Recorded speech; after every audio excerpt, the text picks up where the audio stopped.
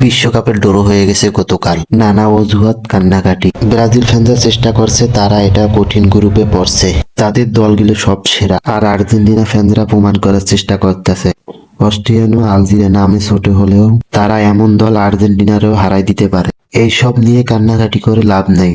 এটা কোনো পাড়ার টুর্নামেন্ট না, এটা বিশ্বকাপ।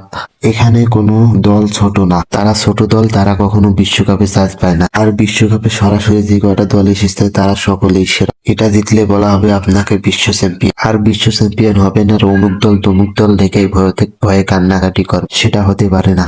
যদি ধরে নেওয়া হয় ফিফা র্যাঙ্কিং এর শীর্ষে 8 দলে কোয়ার্টার ফাইনালে উঠে আসবে, তাহলে সম্ভবত ম্যাচআপ গ্রুপ এমন হতে পারে। এক পাশে থাকবে ফ্রান্স, নেদারল্যান্ড, স্পেন, বেলজিয়াম, আর অন্য পাশে থাকবে ব্রাজিল বনাম ইংল্যান্ড, পর্তুগাল বনাম আর্জেন্টিনা। আপনি এখন কোন দলকে দুর্বল বলবেন? ব্রাজিল, আর্জেন্টিনা এই দুইটা দল এমন যে তাদেরকেও দুর্বল বলার সাহস করবেন, তারা কাগজে কলমে যতই দুর্বল হোক না কেন। কারণ এই দুইটা দল মানে আলাদা দেশ। আপনি পর্তুগালকে সহজ দল বলবেন, এই দলটার দিকে একটু টাকা। একেবারে সেই ডিফেন্স থেকে নুনু মেন্ডেস থেকেই শুরু করে মাঝখানে ফিতিনহাম, নুনু, ফরওয়ার্ড লোলান্দো, এই দলটা তো এবার বিশ্বকাপে অন্যতম ফেভারিট দল। স্পেনকে নরম দল বলবেন?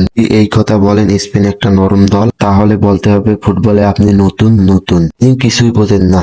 যেই দলে পেদ্রি, গাভি, লামিন ইয়ামালের মতো খেলোয়াড় আছে, সেই দলকে নরম দল বলা মানে আপনার শরম কম। ফ্রান্সকে দুর্বল বলবেন? এমবাপ্পেকে দেখে ভালো লাগে না? পারগুলা গুনাতে কমবে, কাকে রেখে কাকে বাদ দিবেন? সুতরাং কথা হলো, আপনি যদি আসলেই বিশ্ব চ্যাম্পিয়ন হন, সবাইকে হারাইতে হবে। এবারের গ্রুপগুলোর মধ্যে সবচেয়ে কঠিন গ্রুপে পড়েছে ব্রাজিল, এটা সবাই অকপটে স্বীকার করবে। এই নিয়ে ব্রাজিল ফ্যানদের চিন্তিত হওয়া মানে ব্রাজিলের লেভেল কমান। ব্রাজিল এমন একটা দল একসময় সারা বিশ্বের ফুটবলকে আঙ্গুলের ডগায় মিশাইছে। এখন যদি মরক্কোর নাম শুনে ভয় পায়, তাহলে বুঝতে হবে ব্রাজিল আর আগের জায়গায় নেই।